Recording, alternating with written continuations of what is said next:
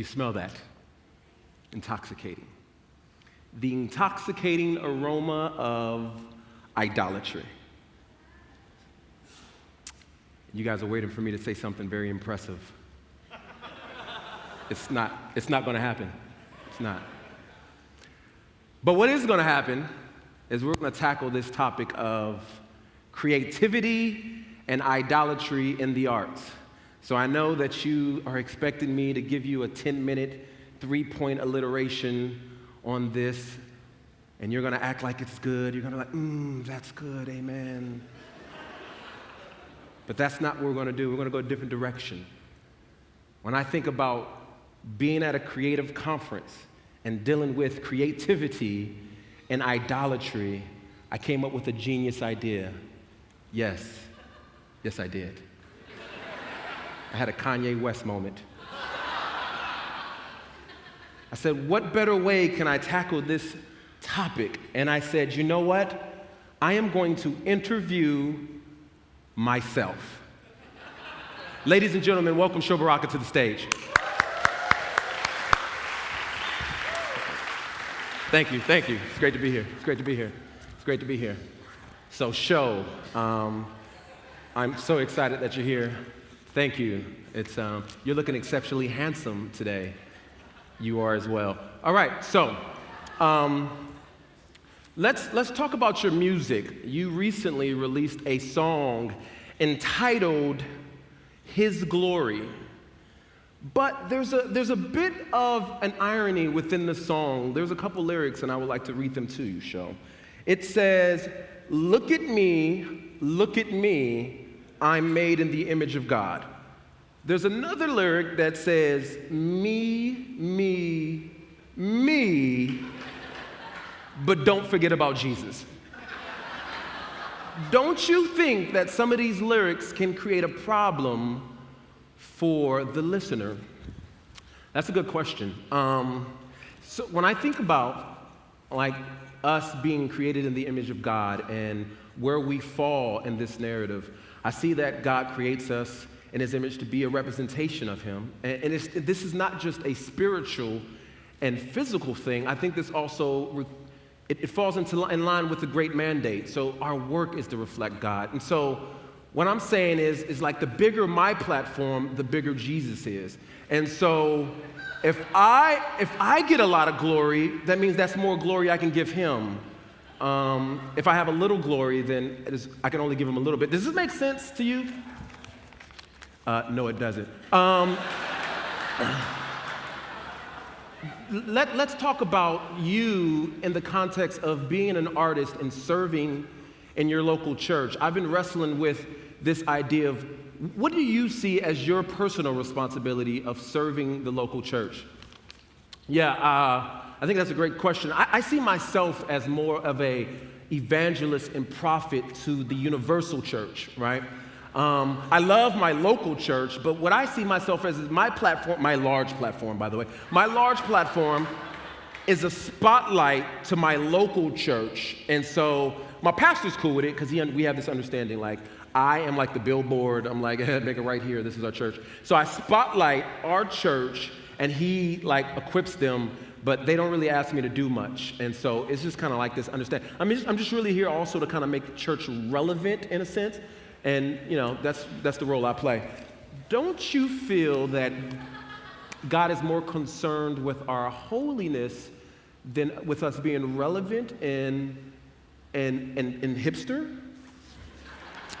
Well, I mean, I hear what you're saying, but I think that's just a way just to assuage our theological guilt. I think people really connect with how we are relevant to the church. Oh, okay, good. Next question, as I get my notes together. Do you think it is important for you to be authentic? Like when you're communicating in your message, in your music, are you holding back? Like, tell us about you. Look, I want to be authentic. I want people to know who I am. But I can't expose too much of myself because I don't want people to know that I'm a sinner. So And if they know that I'm a sinner, that means they admire me less. And the less they admire me, that means the less albums I sell. And we can't have that. And so, I mean, I think it's important, but I just, it's kind of like a pastor. Pastors usually, like, there's this rule of thumb. If you mention, like, say, porn from the pulpit more than 3 times, and the congregation thinks that you struggle with that particular sin. So I try not to just keep away from that stuff. It's just really nuanced, this nuance. But don't you feel like as an artist, you should be authentic and like the art is intimate and that you are exposing all of who you are? That's a part of representing the image of God, is it not?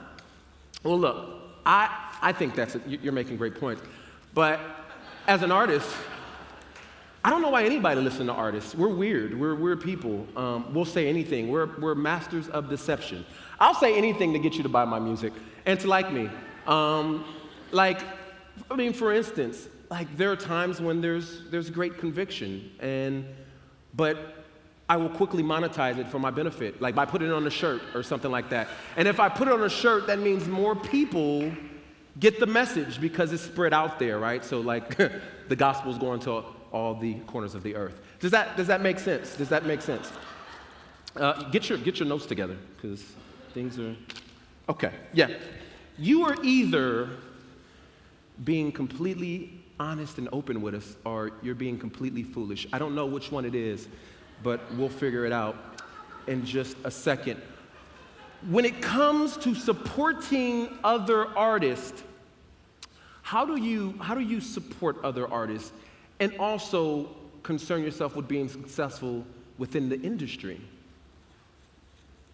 You're asking some really good questions. So, I think it's very important to support other artists. It's quite important if they're not as popular as me. Because if they're as good as me or as popular as me, then they're my competition. And so therefore, I'll support them if it can benefit me. So then I'll ask them hey, let's collaborate on a song, you know what I'm saying? But if everybody loves an artist, and it's just undeniably this person, then I have to support because it's I would look like a hater, and I don't want to look like a hater. So, it's just interesting. But it's sort of like the retweet, like on Twitter. You're on Twitter, right? Yes, I am on Twitter. So it's like Twitter, the retweet versus the like. I'll like something, but to retweet something is totally different. That's a whole nother level of commitment. That's saying that you actually admire with that individual. And I'm telling my followers that, hey, this person has something to offer that I don't. And I can't let people know that I admire somebody that much. That's ridiculous.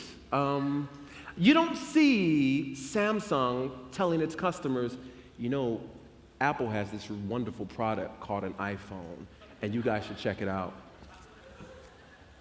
That's ridiculous. Last question. Do you consider yourself a Christian artist or just an artist?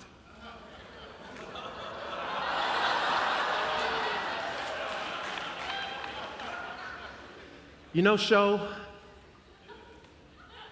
it really just depends on if it's profitable or not.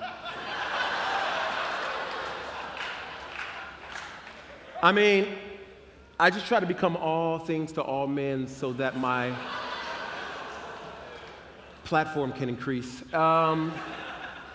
This is just really hard. I don't really like the attention. I'm not really a big fan of all this. And I just want to tell everybody here, I'm really, when it really boils down to it, I'm not really an attention seeker. But if you want to talk about it more, follow me on Twitter and we can talk about this. My social media handle is AMISHOBARAKA at Twitter and Facebook. And soon I'll be writing a book called Humility, How to Be Like Me. So just check it out. Just check it out. Well, Sho, it's been wonderful. I thank you for gracing us. And God bless your journeys. Thank you. Thank you.